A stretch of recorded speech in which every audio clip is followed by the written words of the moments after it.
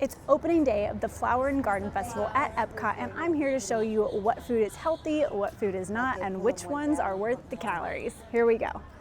It's a beautiful day out at Epcot, and I'm so excited that they've started this festival on a Wednesday instead of a Friday. It's definitely making the crowds today a whole lot easier to work through. There are over 70 new food items, or food and beverage items, at the 20 plus different food booths this year, and we're going to stick to most of the new items, but we'll add in some of the older items if they are a lean protein or a fiber-filled item. If you're new to this channel, make sure you hit that subscribe button. We're here to bring you daily tips and tricks to living your best healthy lifestyle at Disney World and beyond. And I'm Danny, and I appreciate you. So hit that subscribe button. So I've just realized that the details are in the fine print, and Tuesdays, Wednesdays, and Thursdays, it looks like most of these booths aren't going to be open until 11:30. So plan accordingly if you're coming during the week. 11:30, Friday, Saturday, Sunday, Monday. They'll start at 11 a.m. First food booth of the day was the Beach Grub, and this is on the walkway in between the Imagination Pavilion and World Showcase. We grabbed the grilled street corn on the cob for $5.99, and it has a savory garlic spread featuring boursin, dairy-free garlic, and fine herbs cheese. All right, we've got our grilled street corn here. It's our first food item of the day. It is coated in butter and seasoning, so there's some fiber in the corn, but there's a lot of fat from the butter.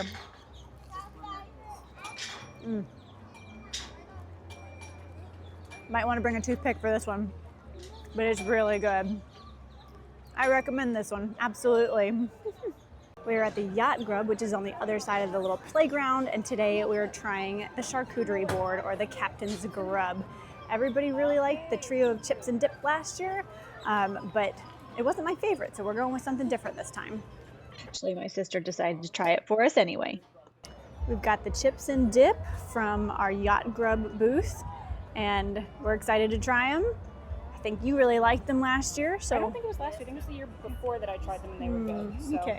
We'll see. Well, let's see. I don't remember what any of these dips are, to be completely honest. Let's see if you can guess. This one with the candied lemon on top. I think that's the feta one. Okay, that would make sense. The one in the middle is definitely pimento cheese. I totally don't remember what this one is, but it's got a little hint of caviar on top, so I'm kind of pumped about that.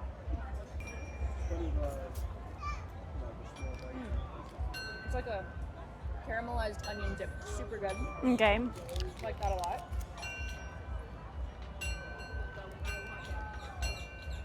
Oh, wow. Pimento cheese is super flavorful.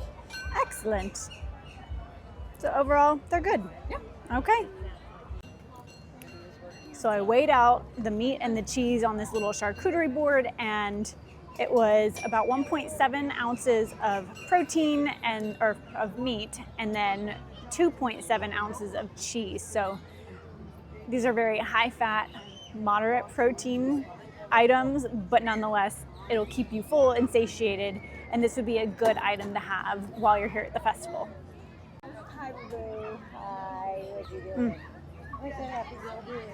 A little greasy, but we expect that from a charcuterie board with some of the cured meats. The crackers are very thin, definitely not enough cracker for all of the cheese and the meat, but a little soggy, honestly. I feel like different crackers with the charcuterie board would be a good idea. Huge pieces of cheese. Go for it, eat your pickle. That cheese is good. I don't know what kind it is though. It looks like a manchego. Yeah, we probably need to ask, but that was yummy. Not super, it's a very subtle flavor. Both of them, actually. That's really good. Yeah, I think both of those cheeses will appeal to And with the a lot jam, of different people. All right, overall, the cured meats have been good, and the cheeses have been good, mildly flavored, not too salty. The only thing on this dish that just really wasn't up to par, I think, are the crackers. So I'll be interested to see if they keep the same portion sizes for everything on here moving on through the festival. The third booth we're going to today is going to be Nectar, which is over by the butterfly section and the land pavilion. Here we go. Our butterfly landing is to the left, and Nectar is straight in front of us. Okay, the Nectar booth is gonna have poke bowls. So they have a tuna poke bowl, a vegetarian poke bowl, a coconut panna cotta, which is new, and then a frozen island escape for the beverage. And I think we're trying all 4 of those items today. Here's our coconut panna cotta little terrarium. Very, very fun. I'm excited to dive into this. Is it bursting with flavor? It is, it's good. It's mostly like tart from whatever this like puree is. I was really hoping for more coconut, because I'm a coconut girly, and I'm just not getting the coconut. Whatever this like crumble is, I'm assuming like a matcha crumble is good. It's super pistachio. Oh, maybe pistachio. It's good. Pretty dry, so obviously you need it like with the, yeah, it's definitely better with everything combined. I'll film that too, don't worry. Yeah, something would definitely go viral. Our mini popsicle took all the smoothie.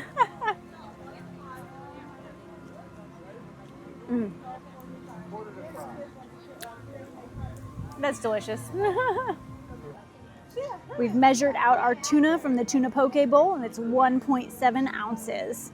And I'll let you know on the screen how much protein that equates to. All right, so we got the tuna poke bowl here. The tuna itself, like just the one bite of tuna, really good, very substantial.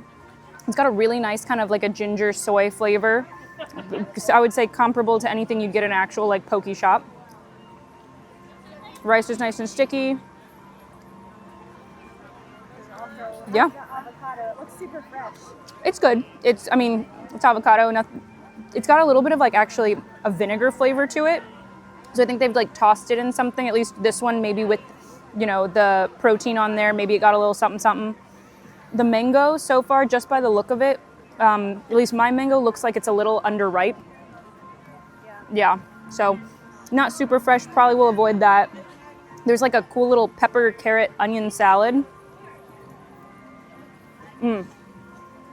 That's really good. Overall, really, really good bowl. How's the seaweed salad? I know you like that. I do like seaweed salad.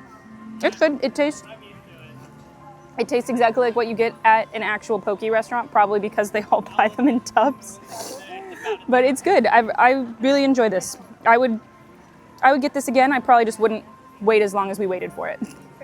Overall, I think everything at the Nectar booth was really, really yummy and pretty well priced. I think maybe the poke bowl that didn't have the tuna on it could have been priced a little bit lower, but overall $6-ish for the poke bowl and then $8-ish for the tuna poke bowl. Very good quality, very good pricing. Everything tasted fresh. Maybe the mango was a little underripe, but we enjoyed that. On to the next one. Headed into Communicore Hall to check out the Farmer's Feast Early Bloom menu. Always love how this space is decorated. Fresh and flavorful. Here we go. Ooh, those look good. Thank you so much. We appreciate you. We've got the scallops, and Mom's got the asparagus and the blueberry crumble cake. All right, here are our 3 options from Farmer's Feast. We have our scallops, our grilled asparagus that also has a poached egg on top, and then the blueberry crumble cake, and they all look fantastic. So this is 1.2 ounces of scallops, and I will put the amount of protein on the screen for you guys. So I just tried the scallops. The scallop is cooked super nicely, not rubbery or anything like that at all. The sauce with it is good. It's a little bit on the bitter side, so I did prefer the scallop without like kind of the little cream colored sauce. Risotto's nice, well done. Overall, good dish. Would definitely get it just for the scallops though. All right, we have our grilled asparagus for $5.49, and it came with, it looks like a little bit of pork belly and a poached egg, which is kind of a medium poached egg. It's not quite spilling out like you might want a true poached egg to be, but that's okay. It's salted. Not bad. Let's try this asparagus. Salty, good buttery flavor. It's cooked well. From both ends, it's cooked well. So that's always nice. Sometimes it's tender on one end and not on the other, but that's good. And there are 3 really big pieces of asparagus, so for $5.49, I'm okay with that.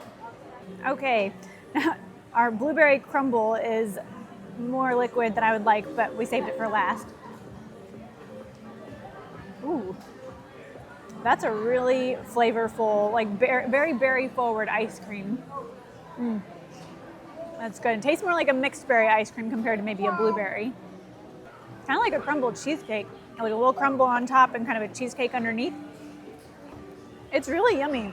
I would have loved to have like a warm crumble with the cold ice cream, but then it would have melted even faster. So this is really yummy, but I think you need to like cheesecake or kind of a cream cheese cheesecake for that to get this. At Trowel and Trellis, today we are going to try the garden vegetable flatbread for $5.99. I'll be coming back to this booth for those sticky pork ribs with my husband later on this week. This is the garden vegetable flatbread. Here's the flatbread from the Trowel and Trellis booth. It's got some arugula on it, some boursin cheese, and then peppers, onions, maybe a little garlic. It's not bad. It's maybe a little bit overly done, but I was expecting something a little bit lighter, and this is very heavy. It feels like the breading is like seeped in oil a little bit. So not my favorite, but I'm gonna eat most of it, minus the arugula.